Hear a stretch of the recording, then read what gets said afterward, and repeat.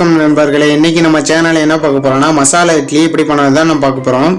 First வந்து நம்ம உருளைக்கிழங்கு வந்து நாளை வந்து நல்லா வேக வச்சு நல்லா உரிச்சு எடுத்து வச்சுக்கலாம். தோலை உரிச்சு எடுத்து வச்சுக்கலாம்.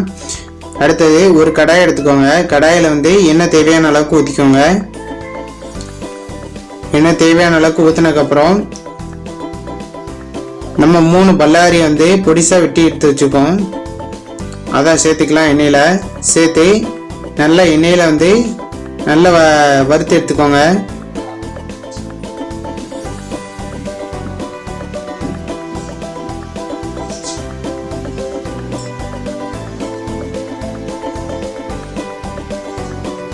இப்போ பல்லாரி நல்லா வறுத்து எடுத்தாச்சு. இப்போ இதில் தக்காளி வந்து நம்ம 3 தக்காளி சேர்த்துருக்கோம். பொடி தக்காளி தான் சேர்த்துருக்கோம். அதை வந்து நல்லா வறுத்து எடுத்துக்கோங்க.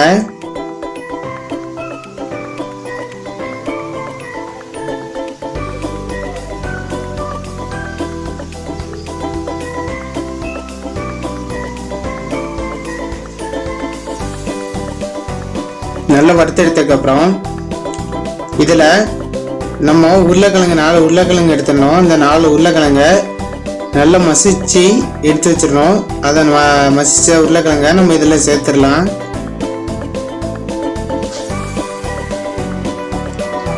நல்லா மசிச்சு எடுத்து வச்சுக்க உருளைக்கிழங்கு எல்லாத்தையும் சேர்த்ததுக்கப்புறம் நல்லா மிக்ஸ் பண்ணி விடுங்க.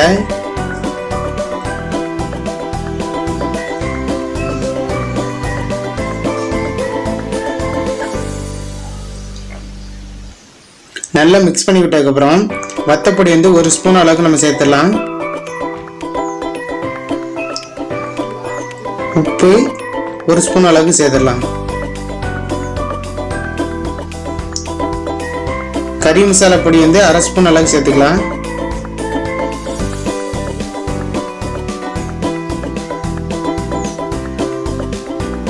மஞ்சள் பொடி வந்து 1/4 ஸ்பூன் சேர்த்துக்கலாம்.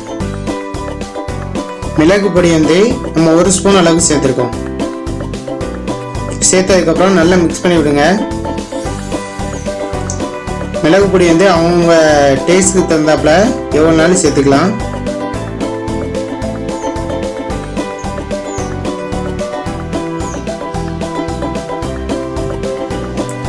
நல்லா மிக்ஸ் பண்ணி விட்டுக்கிட்டே இருங்க. எல்லாத்தையும் நல்லா மிக்ஸ் பண்ணி விட்டுக்கிட்டே இருங்க.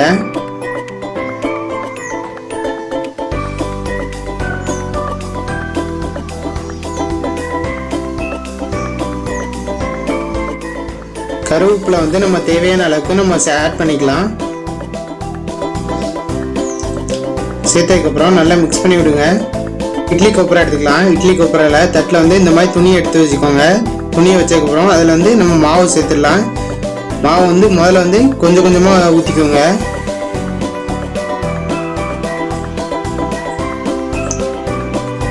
கொஞ்சம் கொஞ்சமாக ஊற்றினதுக்கப்புறம்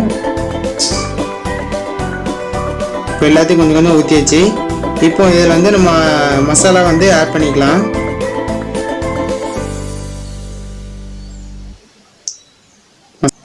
மசாலா வந்து 1 ஸ்பூன் அளவுக்கு நம்ம சேர்த்துக்கலாம்.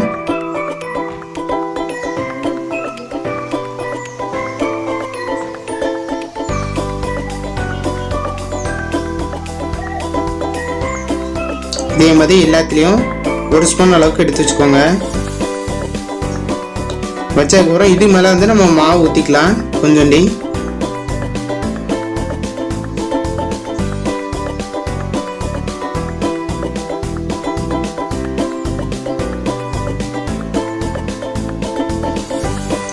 இந்த மாதிரி மேலே மாவு ஊற்றிக்கலாம். ஃபுல்லாக மாவு ஊற்றினதுக்கப்புறம் நம்ம இட்லி கொப்பரையில் வச்சு நம்ம வேக வச்சிடலாம். இதே மாதிரி இப்போ அடுத்த 2வதையும் நம்ம இதே மாதிரி மாவு ஊற்றியாச்சு. இப்போ இதில் வந்து நம்ம மசாலா ஆட் பண்ணி இப்போ இட்லி கொப்பரை வச்சுட்டோம். இதை வந்து ஒரு 15 நிமிஷம் நல்லா வேக வச்சு எடுத்துக்கலாம். இப்போ 15 நிமிஷம் ஆகிட்டு நல்லா வெந்துருச்சு. இப்போ எடுத்துக்கலாம்.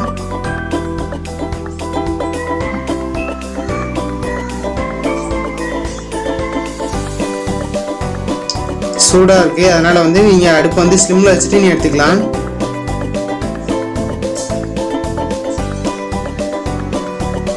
முதல்ல வந்து கொப்பரையில் வந்து லைட்டாக தண்ணி தெளிச்சுக்கோங்க. தெளிச்சுட்டு இப்படி மாற்றி போட்டதுக்கப்புறம் லைட்டாக சுற்றி தண்ணி தெளிச்சுக்கோங்க. தெளிச்சுட்டு மெதுவாக எடுங்க துணியை. பாருங்கள் இட்லி நல்லா எவ்வளோ நல்லா வெந்திருக்கு. மசாலாவும் நல்லா அப்படி தெரியுது பாருங்கள்.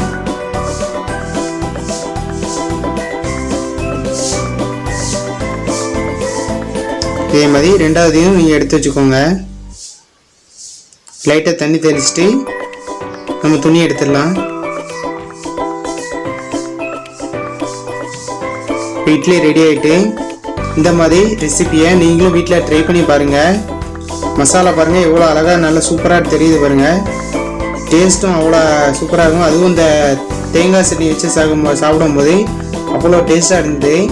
நீங்களும் வீட்டில் ட்ரை பண்ணி பாருங்கள். கமெண்ட்டை சொல்லுங்கள்.